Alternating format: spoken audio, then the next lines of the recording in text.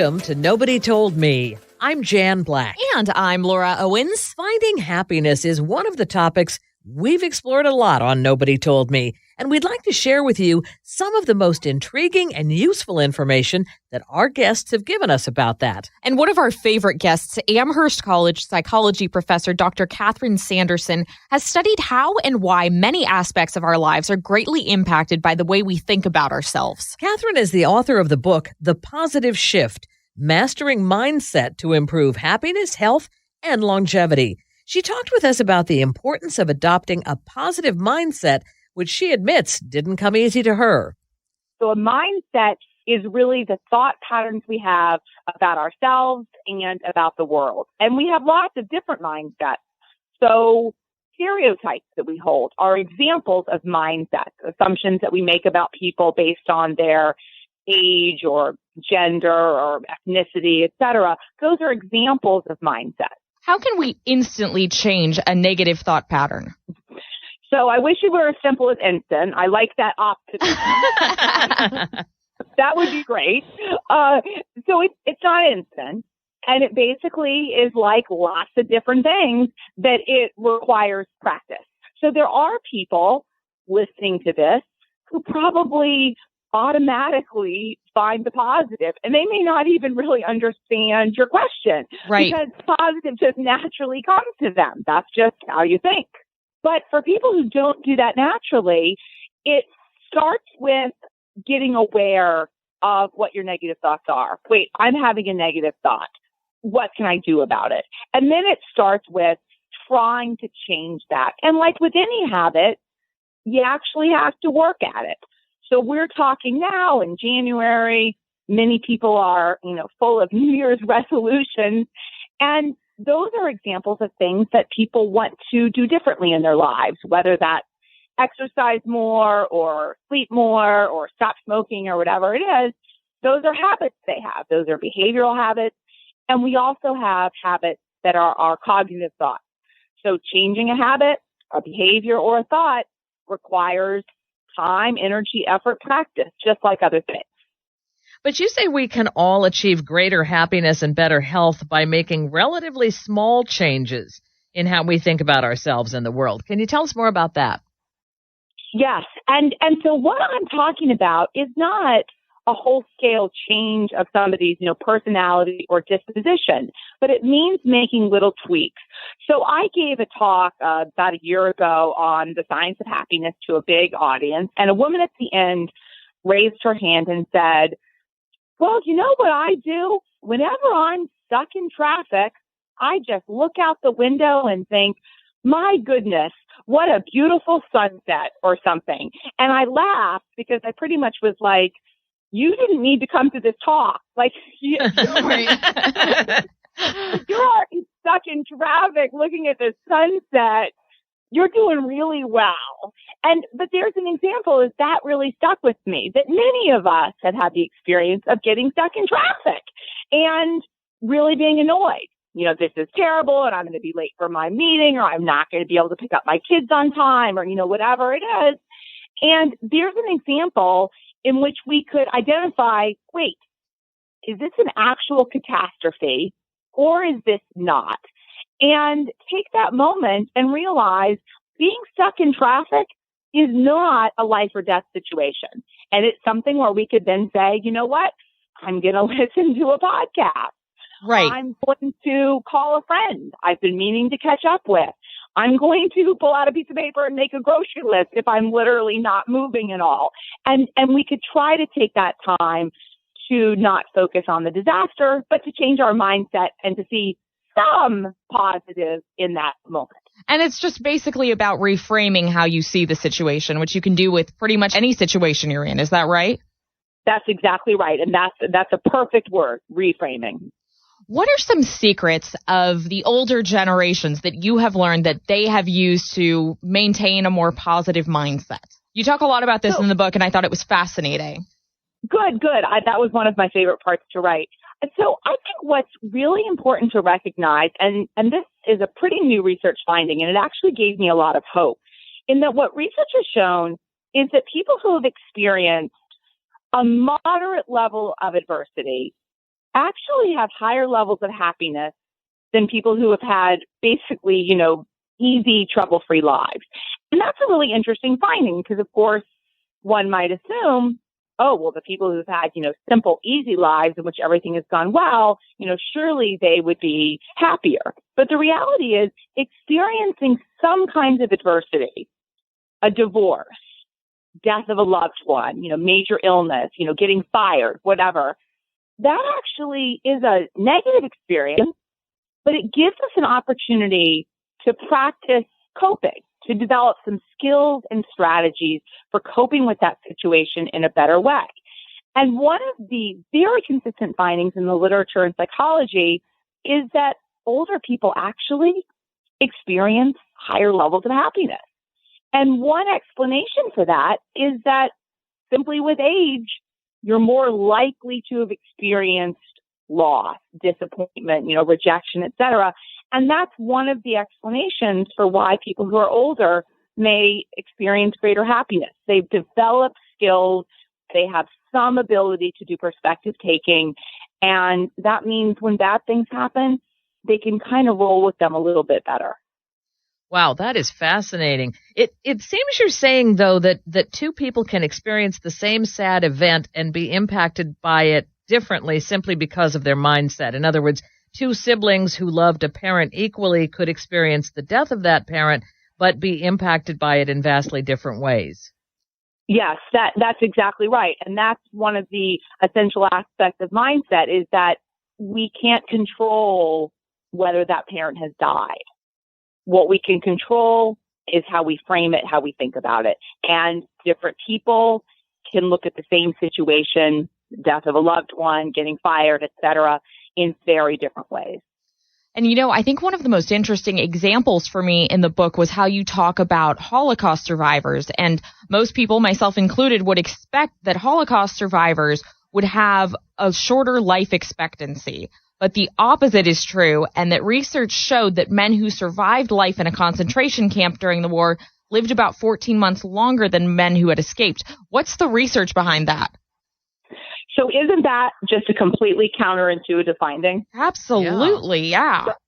Right, that was one of the ones, too, where all sort of common sense would suggest anyone who's undergone such horrific trauma, physical, psychological, mental, emotional, surely it would have detrimental consequences for life expectancy. And what they think that research really shows is that having experienced this sort of absolute devastation means that when these men who survived, unimaginable horror, when they survive, everything in their lives that happens to them later on, they can take with, frankly, a proper amount of perspective taking. That these are men who are not going to freak out in a traffic jam, right? Mm-hmm. Because they've experienced and they understand that kind of perspective taking. There's a wonderful book. I didn't write it and I don't get royalties on it, but it's by a neuroscientist at Stanford called Why Zebras Don't Get Ulcers. And I love that title because I think it really illustrates the message of that book, which I also talk about the research behind in my own book. And that is that zebras only react physiologically, heart beating fast, rapid breathing, muscles tense, etc., when they're actually facing like a life and death situation, when they're being chased by a lion or something. But humans show that sort of intense physiological reaction all the time to things that are not life and death experiences. People show massive, stress reactions at a physiological level to, I have a lot of emails in my inbox. I have a job interview. I have a blind date. I'm stuck in traffic, whatever.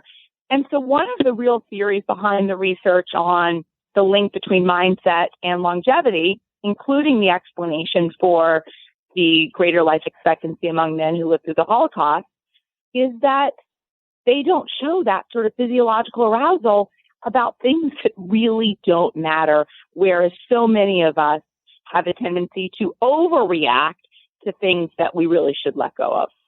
That's fascinating. And I know you also note that repeatedly focusing on negative thoughts can actually lead to clinical depression. I found that fascinating. Tell us more about that.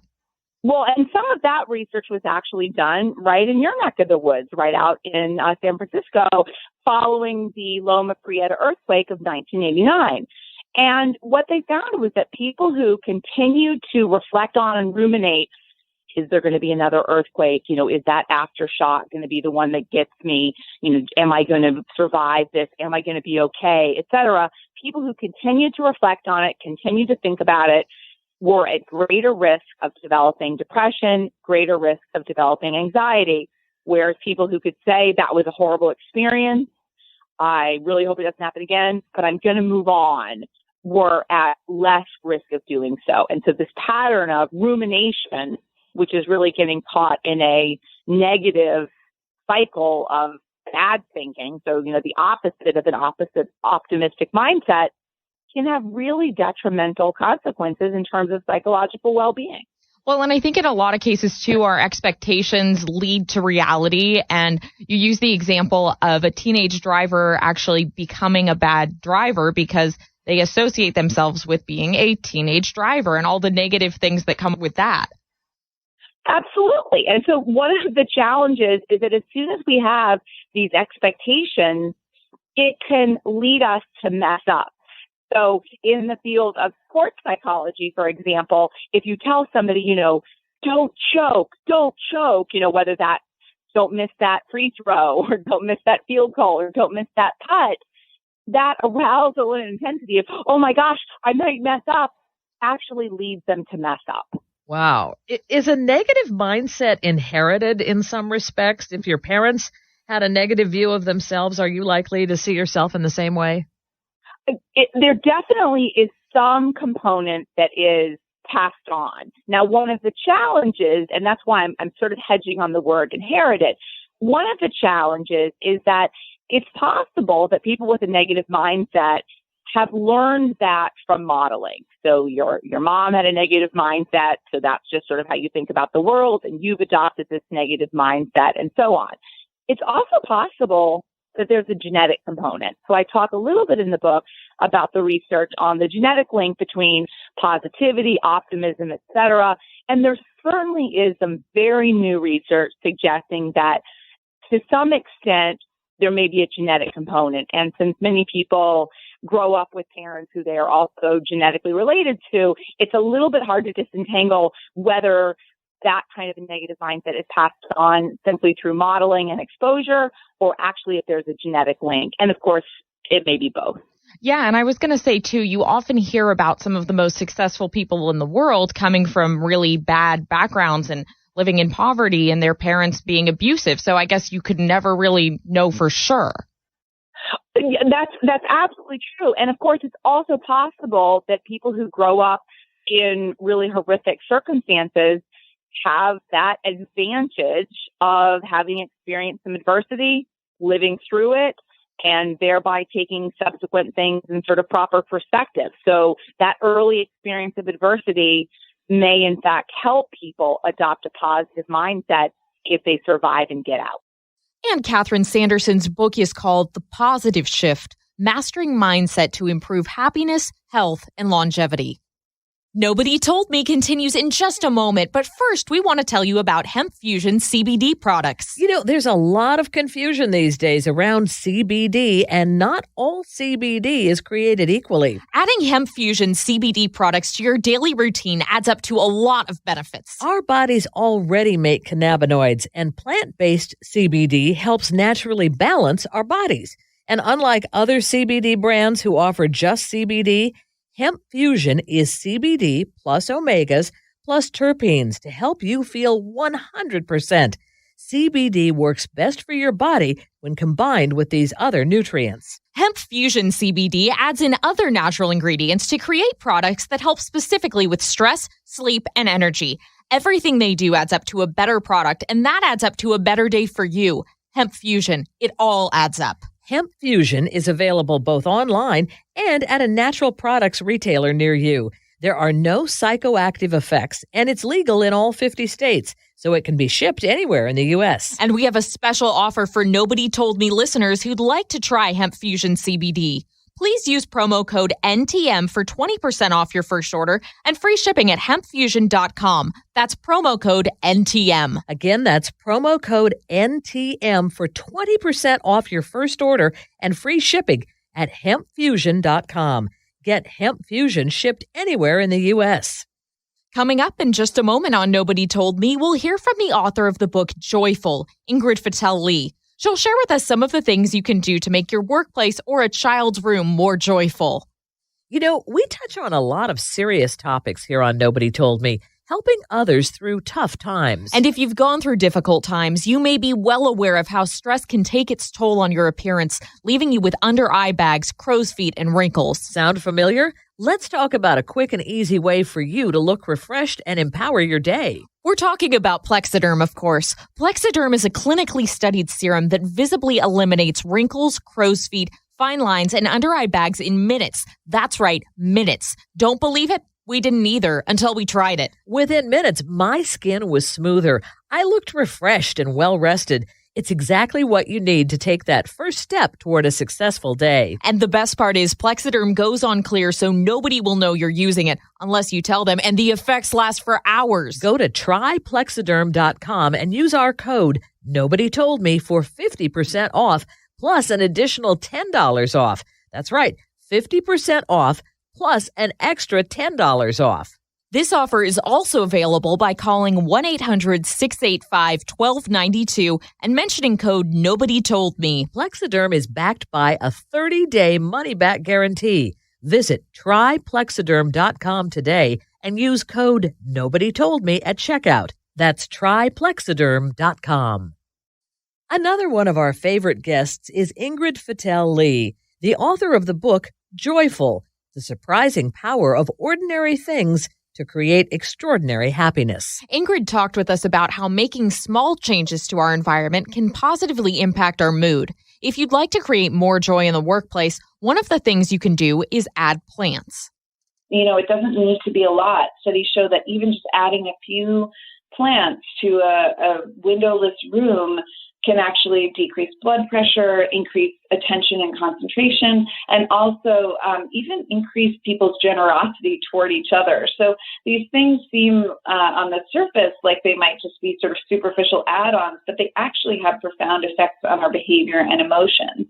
Another thing that this one might be sort of counterintuitive in a workspace, but adding something cute.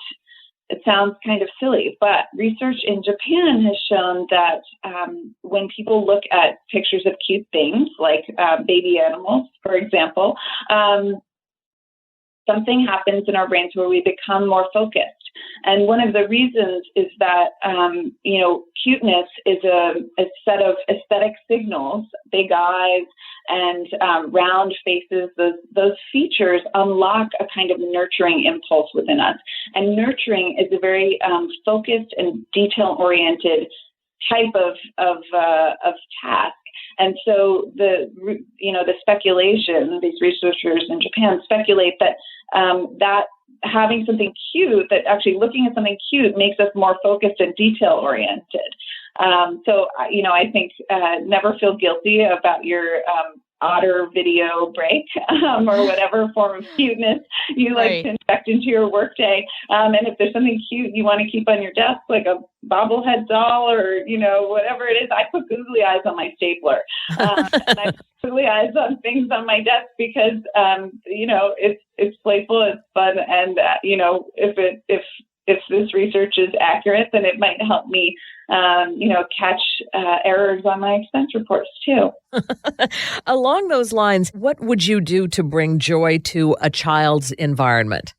Great question. I think in a kid's environment, children's brains are, I'm not a child psychologist, so I'll preface that by saying this, but I do think that, children naturally seek out sensations as part of their development, and that the brain, develops in concert with its surroundings. And so making sure that there is an abundance of sensations and different kinds of sensations that kids can gravitate towards on their own feels like an important feature of a children's environment.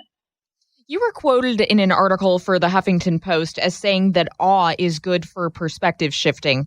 How can we incorporate the idea of awe into the design of our office and our homes? Awe is a tricky one, because awe is something that is a powerful emotion. And research shows that it can have really profound effects, certainly on shifting our perspective. One of the reasons for that is that awe tends to make our sense of self feel smaller. And actually in a good way. So this feeling of having a small self actually, makes us feel more connected to other people and more connected to other, creatures in the universe. Doing that at home can be challenging because, you often don't have the vastness of space that you need generally to create awe. I think in offices, awe can, really, there's a place in offices that is often under leveraged, and I think that's the lobby. That many office buildings, the lobby is sort of a place you pass through as opposed to a place where you linger, and yet usually that's the place that has the sort of vastest proportions. Another place, obviously, is getting some elevation. So if you can get to, if your office has an accessible roof, or you have even just, a few flights of stairs that you can go up and you can sort of take your body up in space. Those are great ways to create a feeling of awe.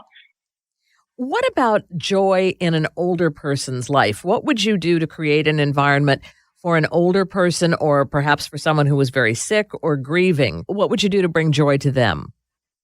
Well, I think there's a few things. One is that,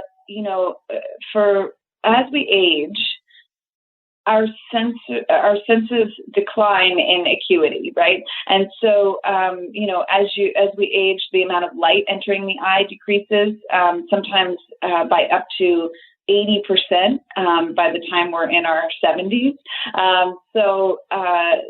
We're not seeing color as richly as we might before. Hearing declines. And so it's really important, I think, to keep people connected to the sensory world and to provide things that may be a little bit brighter or a little bit, bolder than we might think, designing from a younger perspective.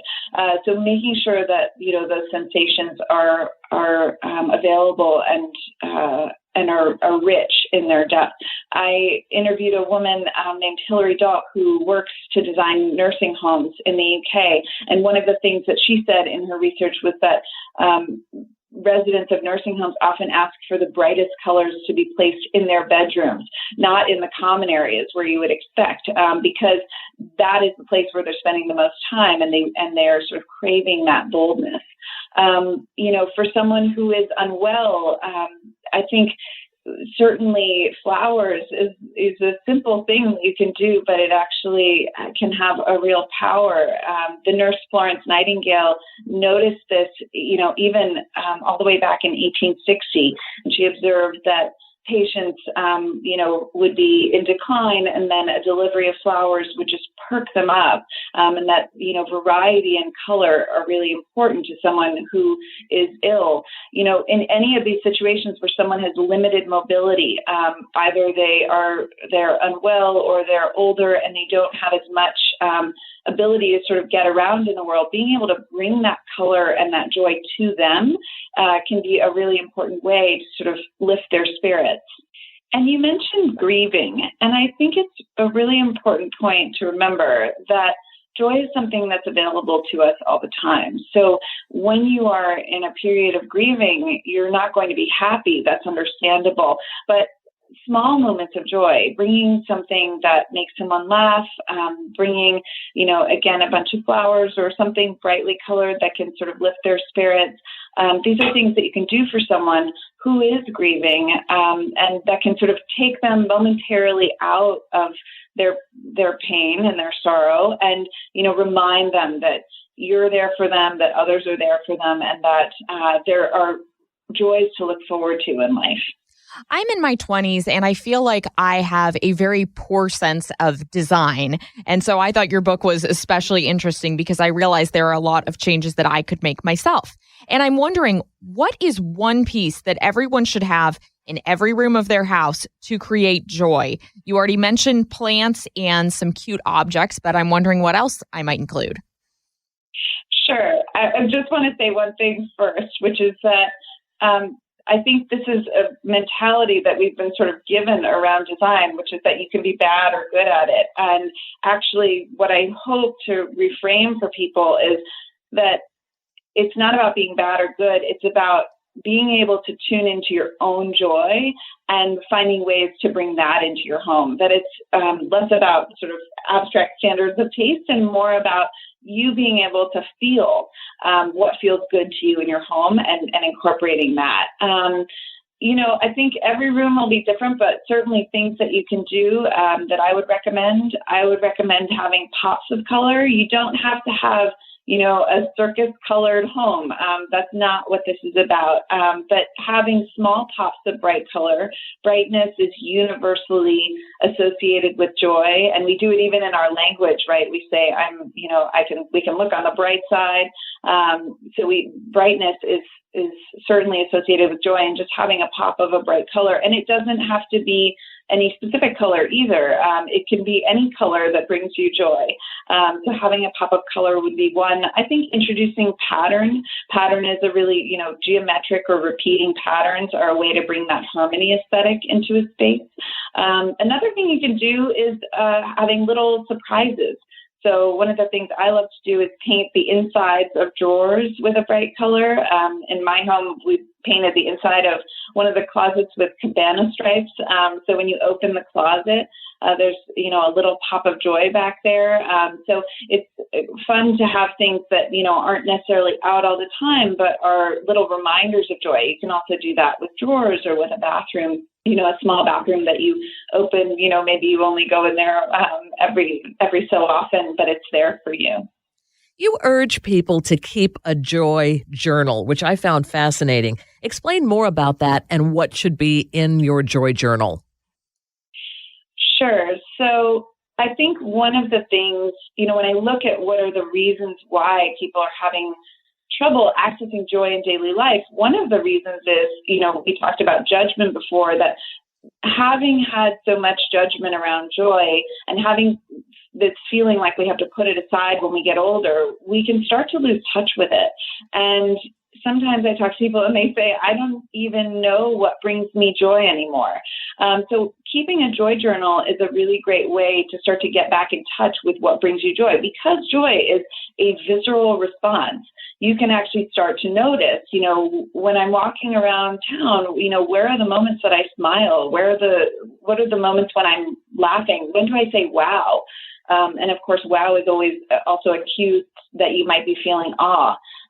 So noticing those feelings, and then noticing the physical circumstances of that. So where are you? What's around you? What are the sensations that you're experiencing? Who are you with? It can start to help you, connect back into your joy. Talk to us about why we should replace "how was your day" with "what was the silliest part of your day," and how will that therefore lead to more joyful days? I'm so glad you asked me this. I thought it was fascinating. This came from a 5-year-old. And so that's what makes it so great, is that I have a really good friend, good friends, and their daughter started asking them this when they would get home from work. What was the silliest part of your day? And what they realized as they were having this discussion night after night with their daughter was that even things that seemed, not so great about their day. So, my friend talked about how she got on the subway and, she was stressed about an email, so she missed her stop. And when she had to come up with something silly that happened in her day, that was the thing that occurred to her. And suddenly she realized how silly it was that she was so stressed out about this email that she completely missed her subway stop. So, doing that can start to reframe, the things that maybe go wrong in your day and actually start to help you think about, what was actually sort of joyful or silly about it. And it can also help you start to tune in, if you're thinking about that question at the end of every day, it sort of primes you to look for the silly in the world. And the more that we, reframe our lens to look for joy and look for, silliness and lightheartedness in the world, the more we'll see it. Ingrid Fetell Lee's book is called Joyful: The Surprising Power of Ordinary Things to Create Extraordinary Happiness. I'm Jan Black. And I'm Laura Owens, and you've been listening to Nobody Told Me. Thank you so much for joining us.